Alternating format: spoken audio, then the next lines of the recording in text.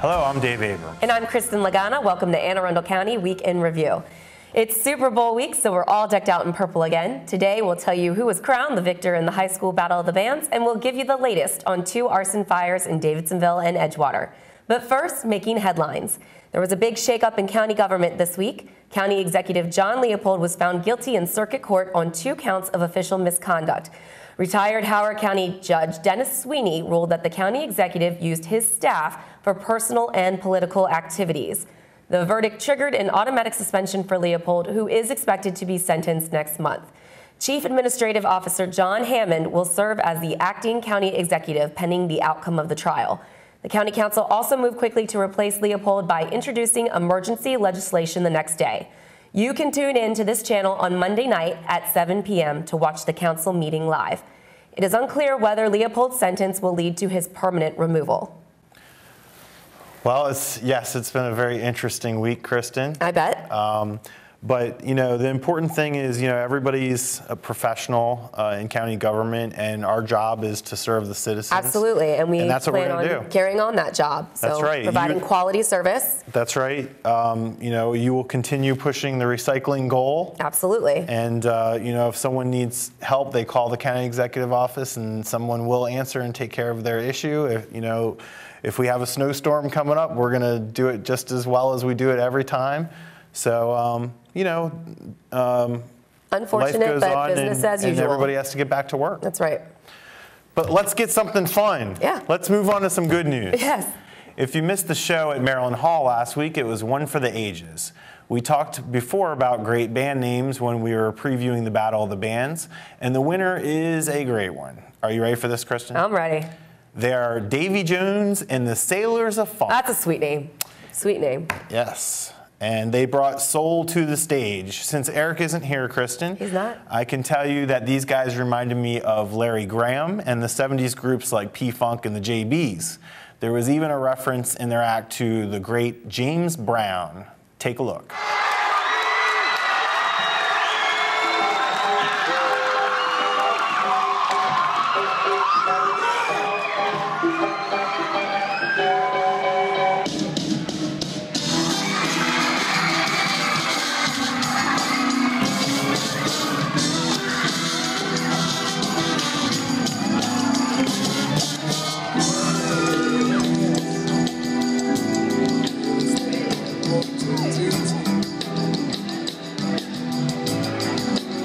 They keep trying to tell me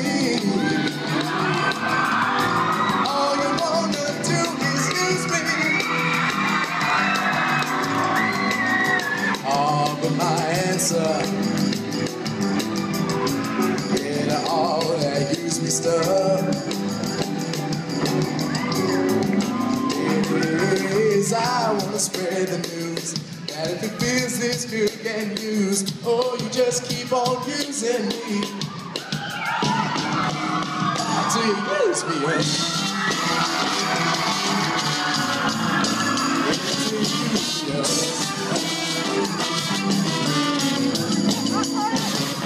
My brother, sit me right down and he talked to me. He told me, this is what he told me, that I ought not let you just walk on me.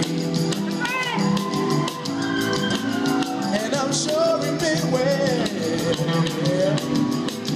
yeah, but when our talk was through,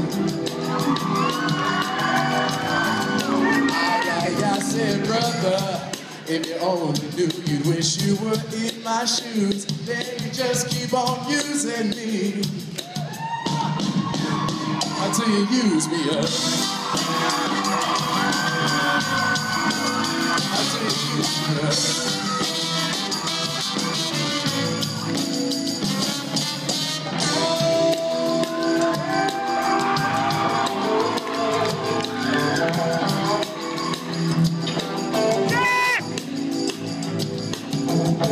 How about those moves, Kristin? Did you see the white jacket and the whole? I mean, he executed that perfectly. And that's my kind of music, Dave. That is the kind of stuff that I love. That's Erik would say Larry right Graham. You know Larry Graham. Of course, right? I know Larry Graham. The JBs. Are you kidding me? I mean, this is stuff I listen to. I know. So I'm glad they won. That's great. So he did the James Brown with James Brown does the cape. Yes. But Larry Graham does the all white suit, yes. and he's very tall. So it was very nicely executed. Yes. Yeah, yes. That's great.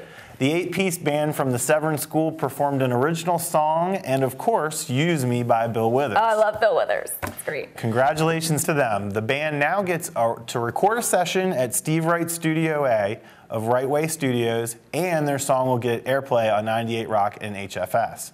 We'll also be sure to include some upcoming gigs for the Battle of the Bands All-Stars around town in our community calendar.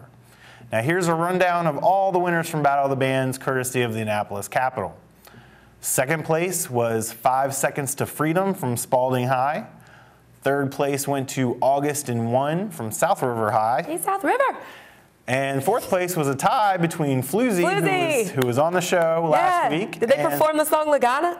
I believe they did. Yes. I believe they did. And Medora from Spalding High. So congratulations to all the winners. That is so cool. And I got to tell you, because you probably don't know because you're not really in this local music scene, but recording at Right Way Studios is a huge honor. Steve Wright knows what he's doing, and to record in his space, that's a really great prize. So that's awesome. The fact that they're going to get airplay on 98 Rock and HFS is huge. Mm-hmm. This is great for a local high school band. I mean, that's the kind of prizes you give to local bands that are around in my kind of setting too. Yeah, so because I mean, I've had friends who have been in bands and stuff like that, and studio time is really expensive. It is ridiculous. I mean, we haven't recorded in a while simply because we can't afford it. And Right Way is a nice studio. So hats off to those guys. That's really great. Good for them. They're bringing back the funk. Bringing back the funk. I love it. That's great. I love that kids are still so appreciative of music from back then, because I know that when I was growing up, my parents instilled that in me. And the fact that kids now are still appreciating that music too and bringing it back, keeping it alive, bring back the funk, man. Bring it back. Bring back the funk. In this week's Community Spotlight, Mark Chang highlights another great fundraiser. This one benefits Arundel House of Hope, which works really hard to feed and shelter the homeless. Mark. Thanks to both of you in the studio. I'm over here at the Arundel House of Hope Medical Clinic in downtown Glen Burnie, and with me today I have Miss Asia Wood, who's the director of the health center over here, and also Miss Sandy Hartzell, who is one of the co-chairs for the annual Bid for Hope, a great fundraiser that supports the Arundel House of Hope. Ladies, thank you both for coming on the show today. For viewers out there, could you tell us about what the Arundel House of Hope Medical Clinic is? Sure. The House of Hope Medical Clinic is a free health care clinic for people that are uninsured and underinsured in the Baltimore area. We see a lot of patients here who work every day but cannot afford to see a doctor.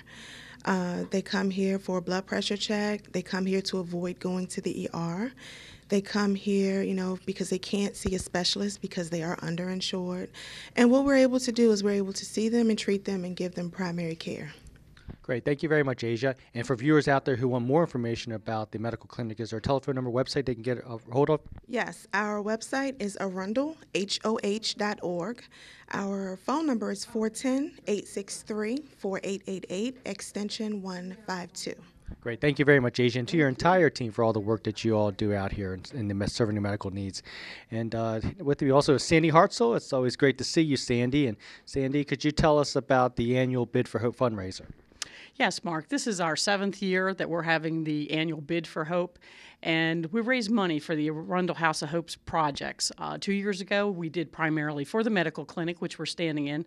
Last year, we raised funds for the Veterans House, which houses veterans that have so honorably served our country.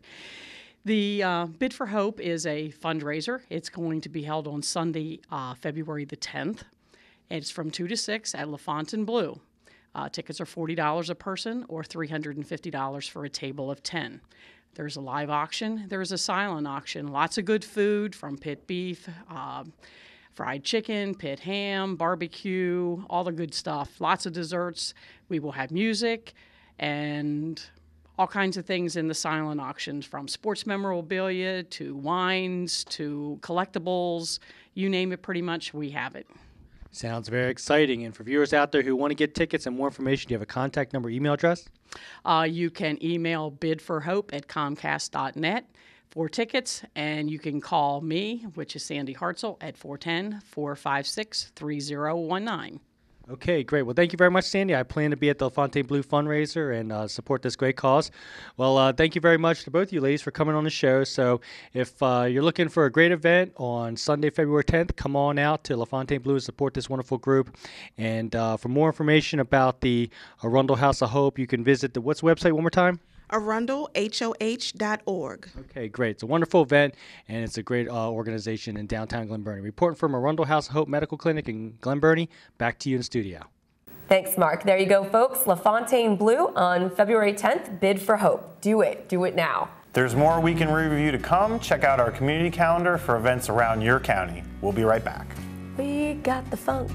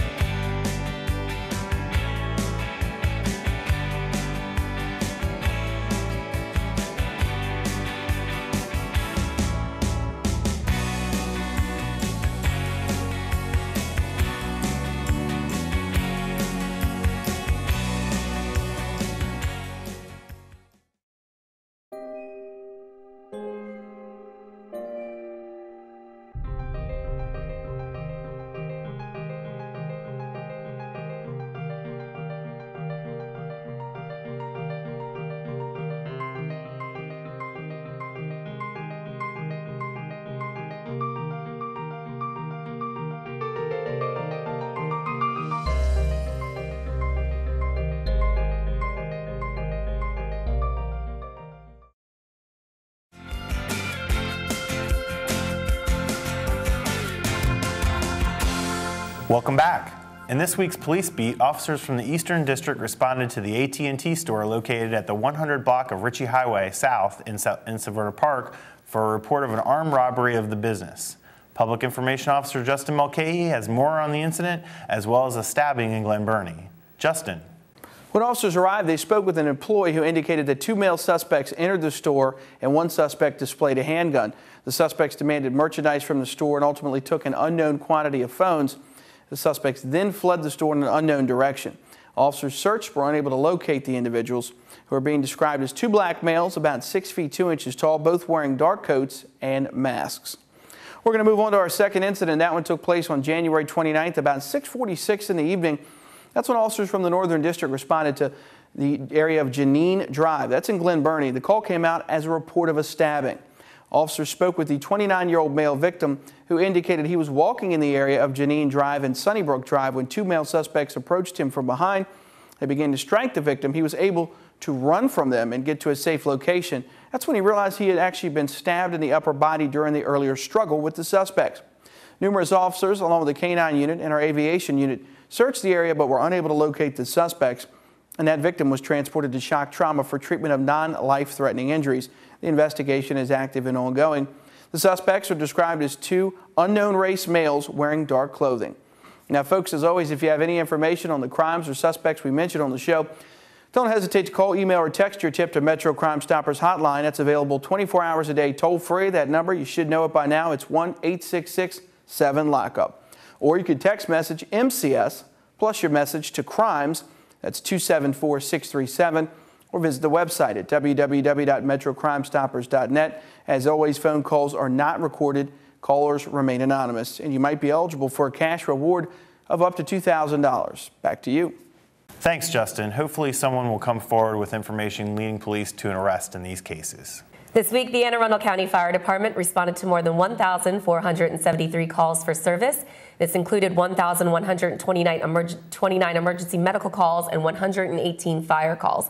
Investigators arrested 6 juveniles in connection with 2 separate arson fires in Edgewater and Davidsonville, and a fire damaged a home in Pasadena. Here with more information is Division Chief Keith Swindle. Chief. Thanks, Kristin. Anne Arundel County fire investigators have arrested and charged 2 16-year-old males and 1 17-year-old male for setting a vehicle fire in Davidsonville. On Monday, January 21st, at around 4 a.m., Anne Arundel County firefighters responded to a vehicle fire in the 1400 block of Delaware in Davidsonville. The first arriving unit reported an SUV 100% involved in fire, which firefighters were quickly able to bring under control. An investigation into the incident revealed that the fire was incendiary in nature and caused an estimated $9,500 in damage to the vehicle. Based on the investigation, all 3 juveniles were arrested on a juvenile citation and have been charged with malicious burning in the 1st degree, conspiracy to commit arson in the 2nd degree, conspiracy to commit malicious burning in the 1st degree, and malicious destruction of property. 2 of the juveniles were released into the custody of their parents, and the 3rd remaining juvenile was remanded to the Cheltenham Youth Facility on an unrelated matter. In the 2nd arson incident on January 22nd, firefighters responded for a reported boat fire in the 1000 block of Old Turkey Point Road in Edgewater. The first arriving unit reported a boat fire that was 100% involved. In all, it took 29 firefighters about 20 minutes to bring this one alarm incident under control. An investigation into the fire revealed it to be incendiary in nature and with an estimated damage to be $10,000. Later that evening, county fire investigators arrested and charged 2 12-year-old females and 1 13-year-old female for setting that fire. All 3 individuals were arrested on a juvenile citation and have been charged with malicious burning in the 1st and 2nd degree, reckless endangerment, and giving a false statement to a police officer. The juveniles were released into the custody of their parents. The final incident occurred around 7:30 p.m. on January 28th, when a call was received reporting a house fire in the 8400 block of Maryland Road in Lake Shore. The first unit to arrive on the scene reported smoke showing from an occupied 2-story single-family home. 28 firefighters responded to this one-alarm incident, bringing the fire under control within 20 minutes. No injuries were reported during this fire that caused an estimated $115,000 in damages. The cause of the fire was determined to be unattended cooking. Back to you, Kristin. Thanks, Chief. If you have any information about the Mountain Road arson, contact investigators at 410-222-TIPS or send an email to arsontip@aacounty.org. You don't have to leave your name or any contact information. Well, February is upon us, and we finally had a little taste of winter. You know what that means. Time to think about, you guessed it, summer camp. Oh! Carolyn Ryan has more in this week's Recreation and Park Spotlight. Carolyn. Well, the weather may seem wintry out there, but we're already thinking about summer here at Recreation and Parks. I'm here at the North Arundel Aquatic Center with Jackie Herman and Georgette Shalhoub, 2 of our recreation supervisors. We're going to give you a little information about summer, specifically summer employment and summer camps. Georgette, tell us a little bit about what you're looking for in a summer employee. We are looking for directors, assistant directors, and camp counselors to work our summer fun centers. Our directors we'd like to have with some education background, assistant directors, preferably education background. You're dealing with probably 60 children at one time at some of our campsites, and we can always use the extra staff for counselors also. Great. Now, how old do you have to be to apply for a job with the Recreation Parks? You have to be 16 years old for a position. If you're younger, there's volunteer positions and CIT positions. Great. CIT, counselor in training, right? Brings them right into that counselor position. Right. Very good. Now, how can folks get information and how can they apply? You can fill out your application online. There should be a link on our website under employment, and fill out the application online, get it in as soon as possible. We're going to be starting interviews in February, and chances are we might fill up during that interview date. So I would act fast. Great. Great. Now, speaking of summer camps and summer camp counselors, we've got a summer camp fair coming up. Tell us about the camp fair. The camp fair will be held at Severna Park High School on Saturday, February 16th from 10 to 1. Parents will have the opportunity to have a one-stop shopping for all of our summer programs, including our summer fun centers, specialty camps, teen camps, and much, much more. Right. I know in the past, this is what, our 3rd or 4th year we've done this. People walk in and they're like, I have no idea that you guys offer so many different options. So it's really great. Now it's also free. It is free, and we will have some demonstrations of some of the activities that we provide. One of the big hooks for you parents to come out is that you will be able to register for camps before anybody else. There's a $75 deposit, and you will be assured a spot in any program that you're looking for. So it's a really great deal. That's a lot of fun. It is. That is a great hook because registration doesn't actually open until February 20th, so parents can register about 4 days early. That $75 non-refundable deposit, and then you just have to make payments until you pay off for the camp. Well, very good. Thank you both very much for being on the show and giving us some information. If you want information on employment, go to our website, www.aacounty.org/recparks. Click on About Us and click on Employment. You'll find the application there. There's also information on the website about our camp fair. February 16th, 10 to 1 at Severna Park High School. Back to you guys in the studio. Thanks, Carolyn. Did you go to summer camp, Kristin? No, I was pretty spoiled, actually. My mom was awesome and took us to Wild World every day. Well, now every day? Yeah, pretty much. We had one of those season passes, so we would go and play at the water parks and stuff. So right now, all the kids who are watching are going, "What's Wild World?" Then it was Adventure World. What's Adventure World? Now it's Six Flags. So there you go. Every day? Well, pretty much. I mean that, and we did other fun stuff. Wait. Your mom dropped you off and left you there all day and then came back? Sometimes. When we got a little bit older, she would let us do that too. But we got season passes, and she really wanted us to take advantage of that. So we used to go a lot. And then other days we'd go to the movies and stuff. But no, we never went to summer camp. I remember being a counselor. And now with my job as a recycling coordinator, I actually go to summer camps a lot to teach kids about recycling in the county. So I'm going to summer camp more now as an adult than I was when I was a kid.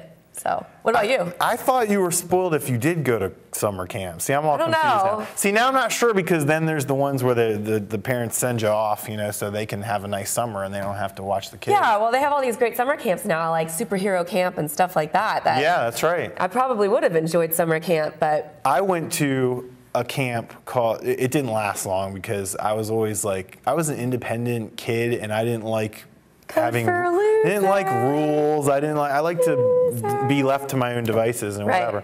But I went to this camp called Camp Olympic. Okay. Then they call it Camp Olympic for a reason. Because all the counselors are Olympic coaches. Oh gosh.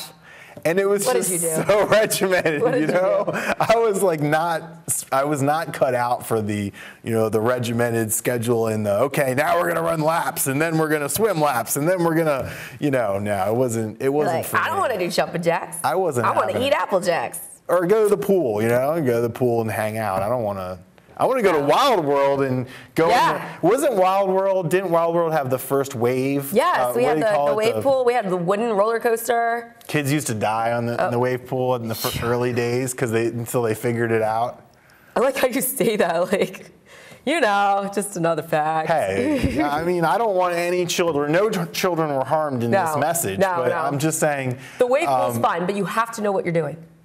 Yes, that's right. Don't go to the deep end. You have to read all the warning signs. You have to. You have to wear your little rubber ducky. Another thing, do not go in the wave pool. And by go, I mean welcome to the ool. Notice there is no P in it. Please keep it that way. See, I put it here and you just took it right up. I'm sorry, but some kids don't get that. Jeez, And we were taught at a very, very young age. You have to go, take it out of the pool. Take it out of the pool. That's a public service message from Kristin Lagana to all you folks out there. Well, it's time for Last Laugh. This is our new segment where we pick a viral video recommended by our viewers. And last week it was the NFL bad lip reading. Absolutely hilarious. Orange peanut? And I loved you and Erik doing the bad lip syncing. It was good. I love it.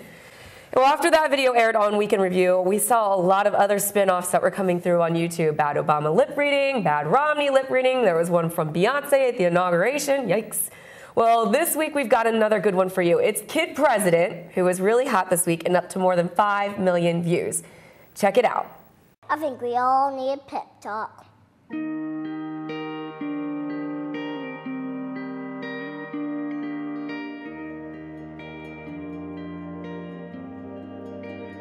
The world needs to stop being boring.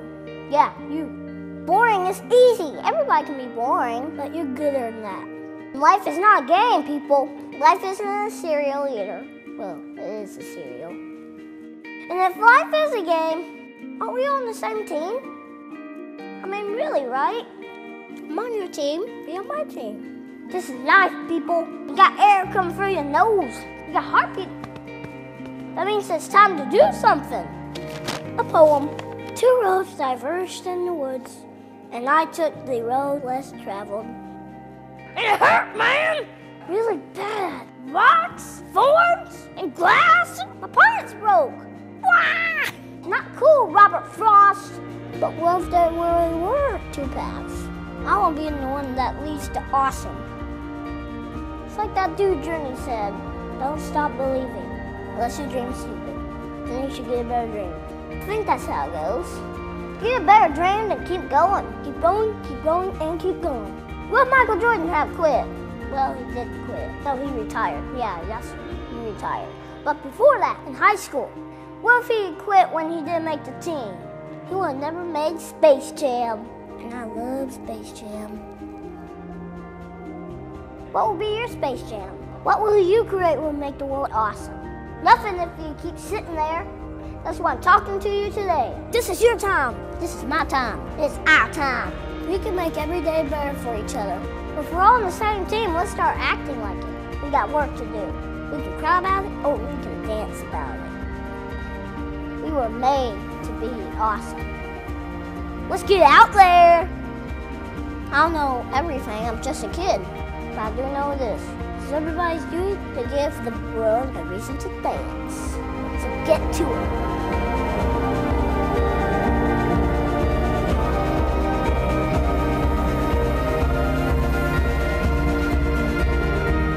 You've just been pep talked. Create something that will make the world awesome. Play ball. That kid is hilarious. I want him to be my life coach. How do you make a kid look that smart and witty? Oh, he's brilliant. But I'll tell you what my favorite part was. Journey, don't stop believing unless what you believe in is stupid. I'm pretty sure it goes that way. I love this kid. He's Michael brilliant. Jordan, he would never quit, but he retired. No, he retired. Not cool, Robert Frost. Not cool. They made a T-shirt out of that. I might get it. And I'm sure there will be, I saw they're already starting to get some spin-offs on this one too, so I'm sure we'll have some good ones. And the thing I liked about it is that it had that football kind of motif to it too, leading into the Super Bowl, of course, Super Bowl week. It's Super Bowl already? Crazy. You know, I will be parked on my couch. Yeah. My wife actually had 2 big surgeries in November, and we're very excited in our house because she will be preparing hot wings and nachos in time for the Super Bowl to mark. Where do you live again? You're gonna have to look that up in the book. Actually, I'll be downtown in Baltimore. We already got our reservations. We're gonna be. Is that supposed to be better than my couch? Because I'm sorry, but being right down there in the heart of everything in Fed Health, that's gonna be the moneymaker right there. You're gonna have your antler spray out. I'm gonna be ready. I'm gonna be ready. You got your antler spray ready. Things are gonna get crazy in the streets. I think that we could go. I know. I'm gonna say I believe we're gonna go all the way.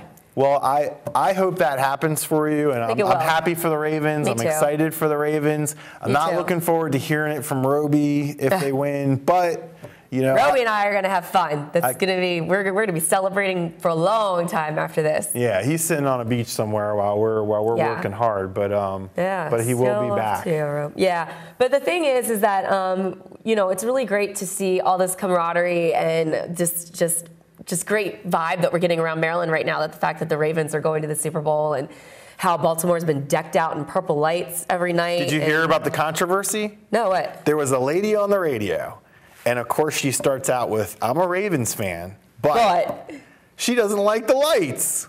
She had a problem with the lights. And the beautiful thing about this is, you know, somebody says something ridiculous like that, and it set the programming for the whole day on the radio. That's all they talked about, is all the people calling in and saying, I love the lights. And, you know, one lady, she lives in D.C. now, and she feels like she's home when she drives in and sees all the lights. I think the lights are great. I think it's awesome. It's all great. If anything, it's showing you how much passion and spirits are running high right now, and how all these people are trying to chime in with their own specific contribution to the Ravens spirit right now. We've had YouTube videos, parodies on all the single ladies. It's now all the Ravens ladies.